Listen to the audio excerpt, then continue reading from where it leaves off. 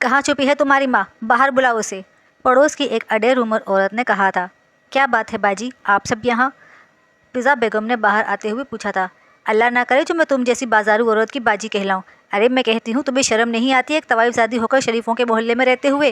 وہ تو شکر ہے میں نے اس لڑکے کی باتیں سن لی جو ابھی تمہارے گھر میں چیخ رہا تھا، ورنہ تو ہمیں کبھی پتہ نہ چلتا کہ تمہاری اور تمہاری بیٹی کی اصلیت کیا ہے۔ اگر اپنی خیریت چاہتی ہو تو 1 گھنٹے کے اندر اندر یہاں سے نکل جاؤ، ورنہ دھکے دے کر اپنے محلے سے نکالیں گے سبھی۔ فضا بیگم نے سر جھکا کر ان کی باتیں سنی تھیں۔ سب خواتین اپنی اپنی بھڑاس نکال کر واپس لوٹ گئی تھیں۔ حورین نے سر اٹھا کر اپنی ماں کو دیکھا تھا جو ابھی تک سر جھکائے روئے جا رہی تھی۔ حورین نے اپنے آنسو صاف کیے تھے اور اٹھی تھی۔ سامان پیک کریں امی، یہاں سے چلتے ہیں۔ حورین نے ان کے آنسو صاف کر کے کہا تھا۔ تم فکر نہ کرو، ہم کسی ایسی جگہ چلیں گے جہاں ہمیں کوئی نہ جانتا ہو۔ فضا بیگم نے اسے تسلی دی تھی۔ ہم وہاں جائیں گے جو ہماری جگہ ہے، جہاں کوئی تانے نہیں مارے گا اور نکالے گا بھی نہیں۔ تم پاگل ہو گئی ہو؟ میں ہرگز بھی تمہیں اس غلاظت میں لے کر نہیں جاؤں گی، یہ تم نے سوچا بھی کیسے؟ فضا بیگم اس کی باتوں کا مطلب سمجھ کر تڑپ اٹھی تھی۔ بہت بھاگی ہوئی ہوں میں امی، لیکن اب اور نہیں۔ میری منزل کوٹھے سے شروع ہو کر کوٹھے پر ہی ختم ہوتی ہے۔ آخر ناجائز جو ٹھہری۔ تم ناجائز نہیں ہو حورین، میں نے نکاح کیا تھا تمہارے باپ سے۔ کیا فائدہ ہوا آپ کو ان سے نکاح کرنے کا؟ وہ شخص آپ کو آپ کا حق نہیں دلا سکا امی۔ اس کے مرنے کے بعد اس کے باپ نے آپ کو گھر سے نکال دیا۔ جائز ہوتے ہوئے بھی میں نے ساری زندگی لوگوں کے تانے سنتے گزاری ہے۔ اس سے بہتر تھا کہ میں ناجائز ہی ہوتی اور وہ گھٹیا شخص آپ کی زندگی میں آیا ہی نہیں ہوتا، حورین نے چیخ کر کہا تھا اور فضا بیگم کا ہاتھ اٹھ گیا تھا۔ حورین نے اپنے گال پر ہاتھ رکھے سپاٹ چہرے کے ساتھ انہیں دیکھا تھا۔ اس شریف زادے کے خلاف آپ کچھ نہیں سن سکتی نا؟ ٹھیک ہے، تو چلیے شریفوں کے خون کو کوٹھے کی گلیوں میں رولتے ہیں۔ میں بھی تو وہ گلیاں دیکھوں جن کی میں مقیم ٹھہری، جو میرے نام سے منسوب ہوئی۔ وہاں سے تو میں کبھی گزری ہی نہیں۔ اب اپنی اصلی دنیا میں چلتے ہیں، یہ شریف زادوں کی دنیا ہے، ہماری نہیں، وہ سرد لہجے میں کہتی اندر بڑھ گئی تھی۔ فضا بیگم نے اسے جاتے ہوئے دیکھا تھا۔ رمشا، جاؤ اریب کو جگہ کراؤ، ابھی تک سو رہا ہے۔ اقرا بیگم نے ناشتہ لگواتے ہوئے کہا تھا۔ جی ماما جانی۔ رمشا اریب کے کمرے کی طرف گئی تھی۔ اریب کشن سینے سے لگائے مزے سے سو رہا تھا۔ اریب اٹھ جاؤ، اریب، اریب اٹھ جاؤ، اٹھ بھی جاؤ ابھی۔ رمشا نے اسے آوازیں لگائی تھیں، مگر بے سود، وہ ٹس سے مس نہیں ہوا تھا۔ وہ تو مردوں سے شرط لگا کر سونے کا عادی تھا۔ اریب، اریب اٹھو نا۔ رمشا نے اس کا بازو پکڑ کر جھنجھوڑا تھا۔ اریب نے ذرا سی آنکھیں کھول کر دیکھا تھا اور مسکراتے ہوئے اٹھا تھا۔ صبح اٹھتے ہی محبوب کا دیدار ہوا تھا تو اس سے حسین صبح اس کے لیے ہو ہی نہیں سکتی تھی۔ کھڑی کیوں ہو، بیٹھو، اریب نے مسکراتے ہوئے کہا تھا۔ میں یہاں بیٹھنے نہیں آئی، تمہیں جگانے آئی تھی۔ آ جاؤ ناشتہ کرتے ہیں ساتھ، رمشا نے فوراً کہا تھا۔ ارے یار بیٹھو تو صحیح، میں تمہیں کھا تھوڑی جاؤں گا۔ اریب نے اس کا ہاتھ پکڑ کر اسے اپنے پاس بٹھایا تھا۔ اریب کیا کر رہے ہو؟ چھوڑو مجھے، جانا ہے۔ رمشا نے اپنا ہاتھ چھڑانے کی کوشش کی تھی۔ تم مجھ سے شرما رہی ہو؟ ڈونٹ ٹیل می کہ ایسا ہی ہے، اریب نے اس کے لال ہوتے گالوں کو دیکھ کر کہا تھا۔ نہیں، ایسا تو کچھ نہیں ہے، رمشا نے نیچے دیکھتے ہوئے کہا تھا۔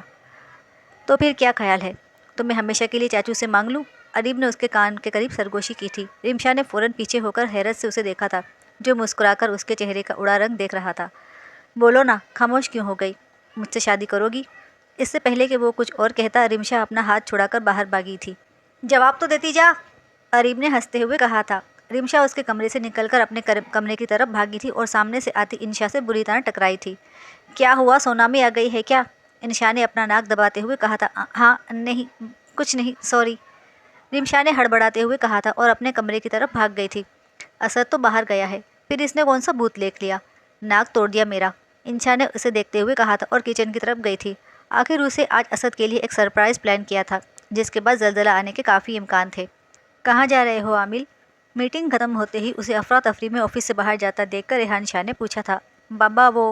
بابا مجھے دوست کے پاس جانا ہے، کچھ مسئلہ ہو گیا ہے اس کے ساتھ، عامل نے بہانہ گڑھا تھا۔ عامل، تم ٹھیک ہو نا بیٹا؟ ریحان شاہ نے اس کے کندھے پر ہاتھ رکھ کر پوچھا تھا۔ عامل نے گہری سانس خارج کی تھی۔ آئی ایم فائن بابا، اس نے ہلکا سا مسکرا کر کہا تھا۔ اپنی پریشانی حل کر لو، تم مجھے پریشان اچھے نہیں لگتے، ریحان شاہ نے اسے گلے لگا کر کہا تھا۔ میں جو کر رہا ہوں وہ ٹھیک ہے، پلیز کبھی مجھے غلط مت سمجھیے گا بابا، عامل نے ان سے الگ ہو کر کہا تھا۔ مجھے تم پر یقین ہے میری جان، عامل، ریحان شاہ ایک بہت اچھا بیٹا ہے، ریحان شاہ نے مسکرا کر کہا تھا۔ عامل بھی مسکراتے ہوئے انہیں خداحافظ کہہ کر باہر نکل گیا تھا۔ فضا بیگم کی کال کی وجہ سے بہت تیز ڈرائیو کر کے وہ وہاں پہنچا تھا۔ کیا ہوا، وہ ٹھیک تو ہے نا؟ عامل نے اس کے دروازے کے پاس کھڑی فضا بیگم سے پوچھا تھا۔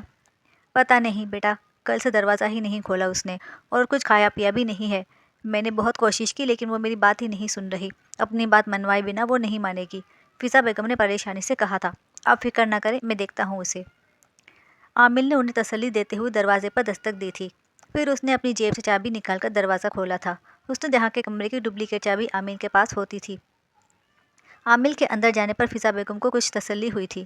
وہ کھڑکی کے پاس کھڑے ہو کر باہر دیکھ رہی تھی۔ عامل نے اسے اپنی طرف گھما کر گلے لگایا تھا۔ میری جان نکال دی تم نے یار، کیوں کرتی ہو ایسا؟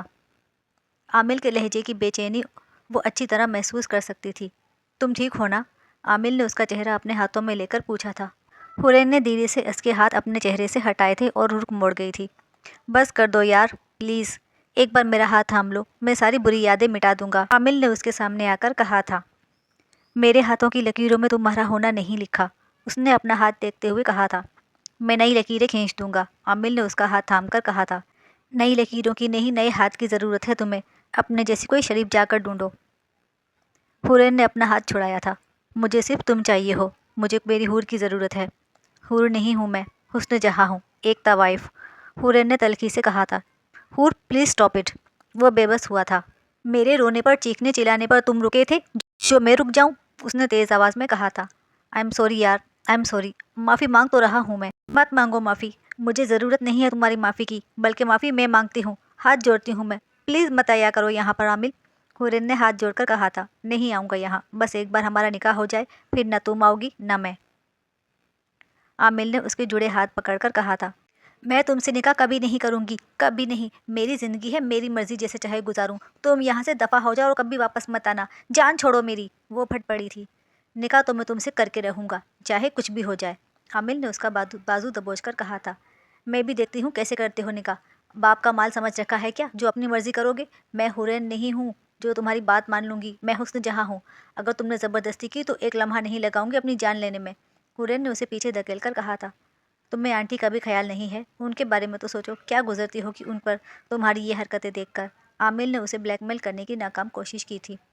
میں نے آج تک جو بھی سہا ہے نا، امی کی وجہ سے ہی سہا ہے، جائز ہوتے ہوئے بھی ناجائزوں والی زندگی گزاری ہے میں نے، کیوں کروں میں ان کا خیال، بولو، حورین نے اس کا گریبان پکڑ کر کہا تھا۔ حور میری جان پلیز سمجھنے کی کوشش کرو، آنٹی تم سے بہت پیار کرتی ہیں، میں تم سے بہت پیار کرتا ہوں، ایک بار ہمارا نکاح ہو جائے پھر سب ٹھیک ہو جائے گا، ٹکڑے ٹکڑے کر دو، چاہے تو عزت کو تار کر دو، مگر حسن جہاں نکاح نہیں کرے گی، مرتے دم تک نہیں، حورین نے اس کی آنکھوں میں دیکھتے ہوئے کہا اور رخ موڑ گئی تھی۔ عامل تھکے ہوئے انداز میں بیڈ پر بیٹھا تھا، پاس ہی بیڈ پر اس کا دوپٹہ پڑا تھا۔ عامل نے اس کا دوپٹہ اٹھا کر اسے پہنایا اور کھینچتے ہوئے باہر کی طرف بڑھ گیا تھا، وہ بھی بے جان گڑیا کی طرح کھینچتی چلی گئی تھی۔ اسد کتنی دیر کر دی تم نے؟ اقرا بیگم نے اسے اندر آتا دیکھ کر کہا تھا۔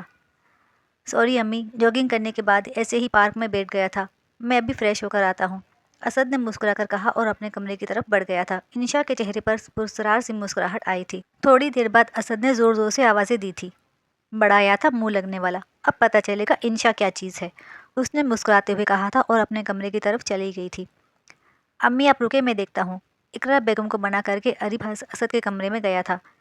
کیا ہوا بڈی، سب ٹھیک ہے نا؟ اریب نے واش روم کا دروازہ بجایا تھا۔ یک، اتنی گندی بدبو، یہ اسمیل مجھے مار دے گی اریب، پلیز ہیلپ می، اسد چیخا تھا۔ کس چیز کی اسمیل، کیا ہے اندر؟ اریب پریشان ہوا تھا۔ میرے واش روم میں پانی نہیں آ رہا، پلیز جا کر دیکھو کیا مسئلہ ہے۔ اسد کے کہنے پر اریب فوراً باہر نکلا تھا اور جا کے پانی کی فٹنگ چیک کی تھی۔ اسد کے واش روم کی طرف جانے والا پائپ بند کر دیا تھا کسی نے، اور اس کسی کو اریب اچھے سے جانتا تھا۔ اریب نے فوراً پانی کھولا تھا اور اسد کے کمرے کی طرف بھاگا تھا۔ اریب مجھے شیمپو لا کر دے، اسد پھر سے چیخا تھا۔ کیا تیرے واش روم میں شیمپو نہیں ہے؟ اریب حیران ہوا تھا۔ اریب میں مر جاؤں گا، جلدی جا، وہ بس رونے کو تھا۔ اریب نے اپنے واش روم سے شیمپو لا کر اسے دی تھی۔ آدھے گھنٹے بعد وہ باہر نکلا تھا۔ کیا ہوا بڈی، کس چیز کی اسمیل تھی واش روم میں؟ اریب نے اسے باہر نکلتے دیکھ کر پوچھا تھا۔ یہ انشا نہیں کیا ہے، آج میں اسے چھوڑوں گا نہیں، اس کے چوتھے کی بریانی کھانے کے لیے تیار ہو جاؤ اریب۔ اسد ٹاول بیڈ پر پھینکتا باہر نکلا تھا۔ بڈی ہوا کیا ہے، اب کیا کر دیا اس نے؟ اریب اس کے پیچھے آیا تھا۔ انشا، انشا کہاں ہو؟ آج تمہاری موت میرے ہاتھوں ہی ہوگی، باہر نکلو، وہ غصے سے پکارتا ہوا نیچے آیا تھا۔ کیا ہوا اسد، اب کیا کر دیا میری بچی نے؟ اقرا بیگم اس کے غصے سے ہی سمجھ گئی تھی کہ انشا نے پھر سے کوئی شرارت کی ہے۔